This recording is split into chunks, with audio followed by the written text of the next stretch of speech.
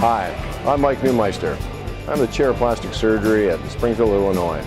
I'm also the editor of the hand section of the PSEN, and it's a pleasure to be here at the annual meeting of the American Association of Hand Surgery, the American Society of Peripheral Nerve, and the American Society of Reconstructive Microsurgery. This year's meeting is wonderful. It is packed with scientific leaders from all around the world. In fact, that's one of the focuses of this year's meeting, to bring people from around the world, put them on breakout sessions, panels, and even fresh scientific papers. It's a wonderful venue, and it's a joy to network with people from around the world. We've covered breast, head and neck, extremity, some of the new things with lymph node transfer and the treatment of lymphedema. The meeting has really been all about the cutting edge of what's happening in all these major fields in reconstructive microsurgery, and our job is to sort of take what all these guys did, which was fantastic, and try to come up with a good program for next year, and I'm sure we will. I think that among other things, the meeting has engendered a great deal of enthusiasm, not only for this organization, but for the interchange of ideas, and I think can be characterized as an open and inclusive society, looking towards ideas from all venues and all individuals. The Hand Association has an informal atmosphere that is collegial, and it's a lot of fun to be with the colleagues. It has excellent scientific basis, but usually in the afternoon people can choose to go to special courses, or they can relax and enjoy themselves in a very pleasant environment. And the relationship to the other organizations is a convenient addition, in that if you hold interest in microsurgery or in peripheral nerve surgery, as well as hand surgery, why, all three are available in a very nice setting. During the annual meeting this year, we had the opportunity to discuss all the advances in peripheral nerve. One of our peripheral nerve panels discussed the advances in tissue engineering and what those tissue engineering advances are leading to in the clinical arena. I had an opportunity to discuss the FDA and all the steps that are required to advance through the FDA to take a product from the lab into human use.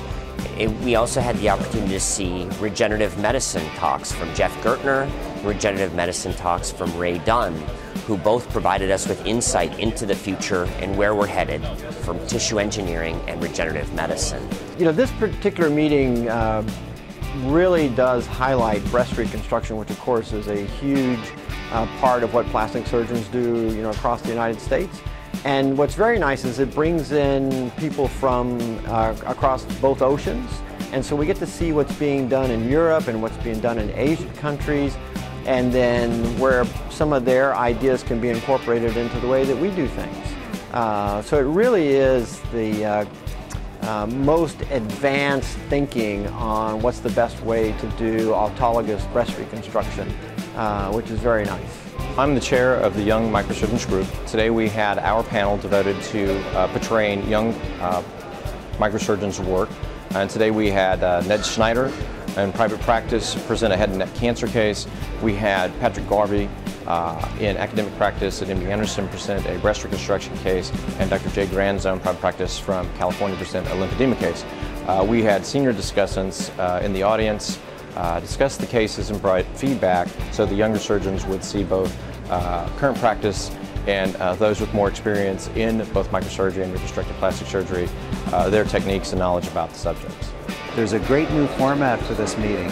Many of the meetings I've been to, the room fills up when there are panels because everybody wants to hear the experts.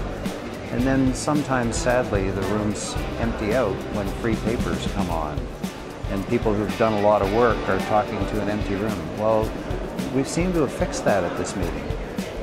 We've had panels and free papers happening at the same time, so that there are experts commenting on the papers as they come around and give their opinions about the subject. And the end result is that the room is full all the time, and people really seem to be enjoying it. So that seems to be going very well. I've actually been the president of all three of these organizations, and this is one of my most favorite times of the year and meetings to come to, because you can get a lot of scientific information compacted into 5 days, 3 different organizations. A lot of the things that these surgeons do overlap, so the microsurgeons are the guys who also fix peripheral nerves, are the ones who do a lot of hand surgery, traumatic hand injuries.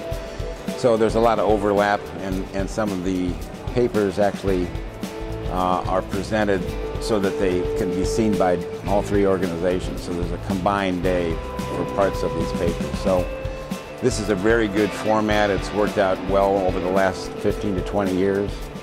And I really like this meeting. It's one of the best meetings of the year for me. I think we have an unprecedented opportunity, not only in peripheral nerve, but also hand and microsurgery. We are, as a specialty, I think, coming to the forefront. We're producing great science. We're putting forth wonderful grant proposals. We have managed to band together on multiple arenas, not only the tissue engineering, the regenerative medicine, but also the vascularized composite allotransplantation. And we've gotten the attention of very large bodies in government and academia as well. So I think this is perhaps our finest moment so far as reconstructive surgeons in terms of our research and our clinical care and the advancement of both.